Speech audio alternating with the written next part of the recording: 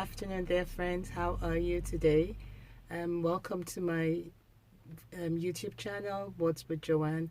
I want to appreciate everyone for staying faithful and having faith in me as I run through this journey of my passion for reading and loving books. And I know it's been quite a while, 2 weeks now, I presume 2 or 3 weeks now, because it's just been one thing after the other every Sunday. But today I decided, okay, you know what? Doing my Sunday runs where I have to take my daughter to all her lessons, I could as well just shoot this video in the car, at least when I get home and then I'm overtaken by events at home. So today I'm going to be sharing with you a lovely book which I read, which I spoke to about in the last video, Saving Charlotte by Pierre de Jong. Saving Charlotte. This is also a non-fiction book, a mother's love and a mother's intuition for it's always so exciting when, especially for families, when you're pregnant and then you're expecting a child, you start planning, you start dreaming, you start thinking of, hey, events that will roll over for years, but only for you to, at the day of delivery, or just when the child arrives, and then after a week or two, the doctors invite you back to the office and say, hey, there's something really off with this child. There's something that we notice, maybe this child needs to go for extra, tests and checks and all of that. Okay, this is the story of Pierre de Jong and her baby girl, Charlotte.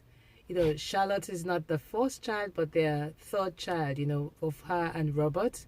And the day Charlotte was born, after a while Charlotte was born, the doctors noticed that she had some certain colored patches on her skin.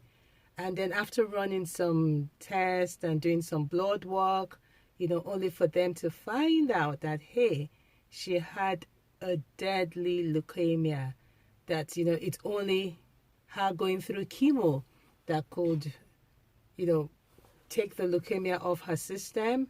And also, but, for a newborn child having to go through chemo, that is even deadlier, And so, at the end of the day, Pierre de Jong with her husband, Robert, said, you know what, we're not going to do this. I'm just going to bundle my child and show my child so much love. And so she got home, and you know what she did? She converted every part of her house to a mini loving space. She was like, hey, I'd rather my baby stays with me, and I'll immerse her in so much love, in so much passion.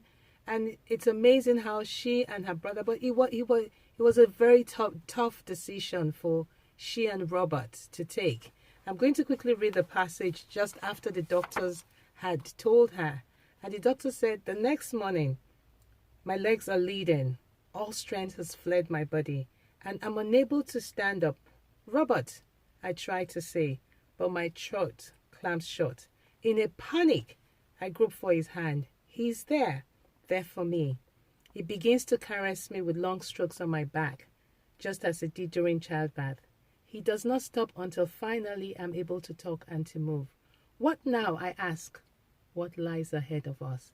A big question that we all tend to ask ourselves when we're given a kind of news that shocks us or takes us out of that space and takes us into a space of so much uncertainty.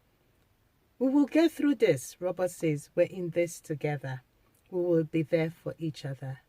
There's nothing as good as someone telling you when you're going through certain things in life, for you to know that you have someone close by who reassures you with this phrase. Then the boys jump up on the bed. Loe, Loe, shouts JoAnn as he balances his baby sister on his lap, as cautiously as a nearly 4-year-old can.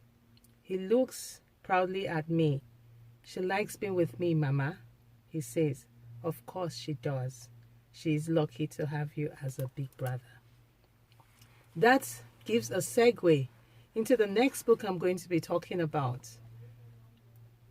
I'm so passionate about this book, And I know the author. The author happens to be my student, who also is so immersed in so much love from his parents that, wow, is like everything about this student of mine is, you will know that this is a child who is surrounded by love, family love, and is able to excel just as Charlotte excelled and is alive because of the mother's intuition of love.